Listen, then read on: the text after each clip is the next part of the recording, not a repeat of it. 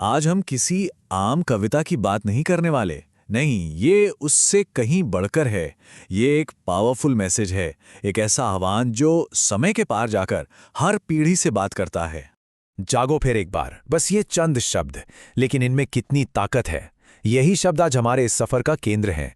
ये एक सीधा कॉल टू एक्शन है, हमारे अंदर सोए हुए उस योद्धा को जगाने के लिए। तो ये जो कविता है, जागो फिर एक बार, ये असल में भारत के नौजवानों के लिए एक ललकार है। इसे लिखा ही इसलिए गया था ताकि उनकी भीतरी शक्ति, उनकी वीरता फिर से जाग उठे। उन्हें याद दिलाया जा सके कि उनकी विरासत कितनी महान है। लेकिन सवाल ये उठता है कि जागना किससे है? आखिर ऐसी कौन सी नींद है जिसे तोड़ने की बात हो रही है? चलिए इसी सवाल का जवाब ढूंढते हैं। तो अब बात करते हैं उन जंजीरों की जो आज के समय में हमें रोके हुए हैं। जानते हैं, वो सामाजिक दबाव, खुद पर शक करना, ये सब क्या है? ये वही कायरता और सांसारिक बंधन हैं जिनका जिक्र कविता में किया गया है।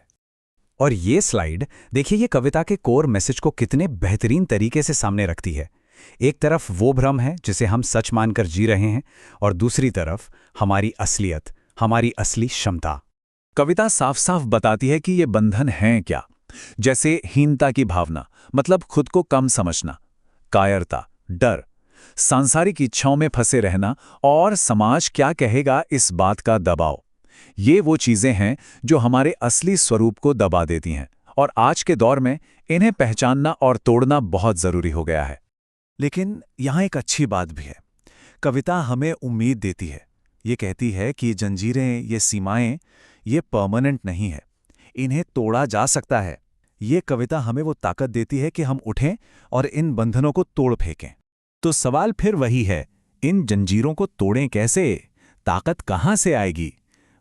कविता हमें हमारी ही जड़ों की तरफ, हमारी शक्तिशाली विरासत की ओर इशारा करती है। देखिए, जब कविता योद्धा शब्द का इस्तेमाल करती है तो इसका मतलब किसी क्रूर इंसान से नहीं है। नहीं, यहां योद्धा वो है जो न्याय के लिए, जो सही है उसके लिए वीरता दिखाए, जो सच के लिए खड़ा हो। वाह, इस देश के कण कण में ऋषियों के महामंत्र व्याप्त हैं। जरा इस लाइन की गहराई को समझिए। इसका मतलब है कि वो ताकत, वो ज्ञान कहीं बाहर नहीं है, वो तो हमारी मिट्टी में है, हमारी विरासत का हिस्सा है, जो बस हमें राह दिखाने का इंतजार कर रहा है। और यही वो ज्ञान है, यही वो विरासत है जो हमें उन जंजीरों से आज़ाद करा सकती है। ये वो चाबी है जिससे सच्ची स्वतंत्रता का ताला खुलता है। वो शक्ति हमारे अंदर ही है, बस उसे जगाने की देर है। ठीक है, तो अब आते हैं एक्शन प्लान पर।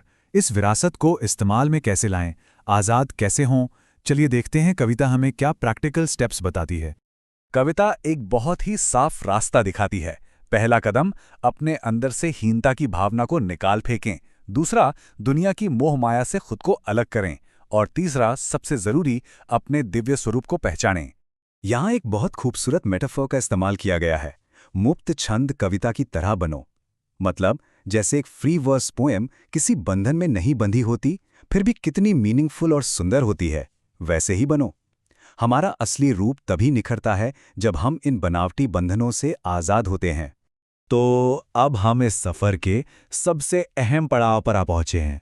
मान लीजिए ये जागरण पूरा हो गया, हम पूरी तरह जाग गए, तो फिर क्या होता है? कविता एक सीधा और बहुत गहरा सवाल पूछती है, असल में हम हैं कौन?